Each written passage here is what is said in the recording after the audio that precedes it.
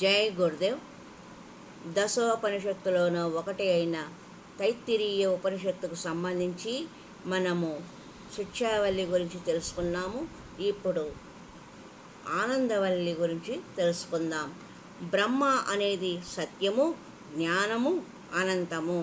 ఎవడు బ్రహ్మమును తెలుసుకుంటాడో వాడు మోక్షాన్ని పొందుతాడు. కనిపించే విశ్వానికి ఆ బ్రహ్మమే మూలాధారం. కాబట్టి ఈ విశ్వాన్ని ఆ పరమసత్యమైన బ్రహ్మతో అనుసంధానం చేయటము జరిగింది. ఆనందం క్రమ వికాసం గతి చెంది బ్రహ్మానందంగా పరిణితి పొందే విధంతో పాటు అద్వైత భావ నిరూపణ జరిగింది.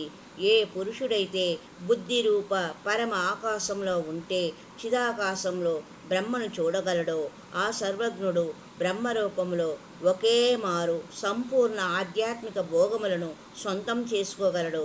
ఆత్మతోనే ఆకాశము ఉత్పన్నమైనది. ఆకాశముతో వాయువు, వాయువు చేత అగ్ని, అగ్ని చేత జలము, జలముతో భూమి, భూమితో ఔషధులు, ఔషధులతో అన్నము, అన్నముతో పురుషుడు ఉద్భవించడము క్రమం.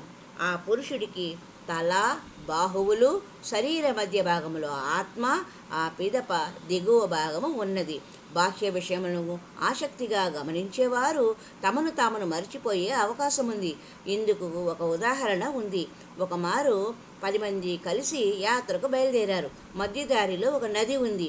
అతి కష్టం మీద ఆ నదిని దాటి అవతలి ఒడ్డుకు చేరుకున్నారు. ఎవరైనా నదిలో కొట్టుకుపోలేదు కదా అని సందేహంతో వారు తమను తాము లెక్క పెట్టుకోసాగారు.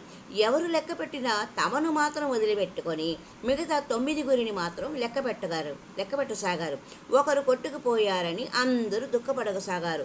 అంతలో ఒక బుద్ధిమంతుడైన పురుషుడు అటుగా వచ్చాడు. వారి దుఃఖానికి గల కారణం అడిగి తెలుసుకున్నాం.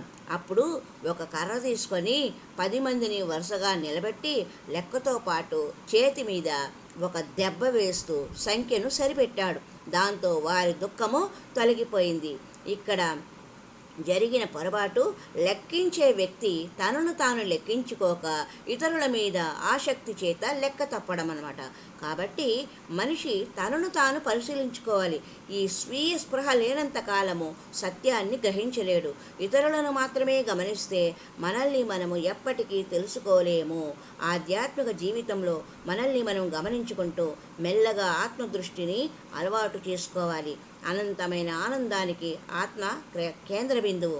ఆత్మస్థితిని పొందిన వారికి ఆనందమే తప్ప విచారం అనేది ఉండదు. దుఃఖం తాకను కూడా తాకలేదు. ఇక అన్నాద్భవంతి భూతాని అన్నం అంటే ఆహారం చేతనే ప్రాణుల ఉత్పత్తి జరుగుతుంది. అన్నం చేతనే పోషింపబడుచున్నారు. చివరకు అందులోనే లీనమవుతున్నారు. అందుకే అన్నం పరబ్రహ్మ స్వరూపం అన్నారు. అన్నము ఔషధం వంటిది. అన్నము ఉపాసించిన వారికి సంపూర్ణ ఆహారం లభిస్తుంది. అన్నము ప్రాణులు పరస్పర అనుబంధం కలిగి ఉన్నారు. అన్నమయ పిండము లోపల ప్రాణమయం ఉంటుంది. అన్నము మనోమయం అనే రెండింటి చేత మనిషి పరిపూర్ణుడవుతాడు. ఆయువు అంటే జీవుల యొక్క ప్రాణస్థితి. మనోమయంలోని అంతరాత్మ విజ్ఞానమయమై ఉంటుంది. ఈ విజ్ఞానమును మనోమయం యొక్క ఆత్మగా చెబుతారు. ఆత్మ ఆనంద స్వరూపమై పూర్ణత్వాన్ని సిద్ధించుకుంటుంది.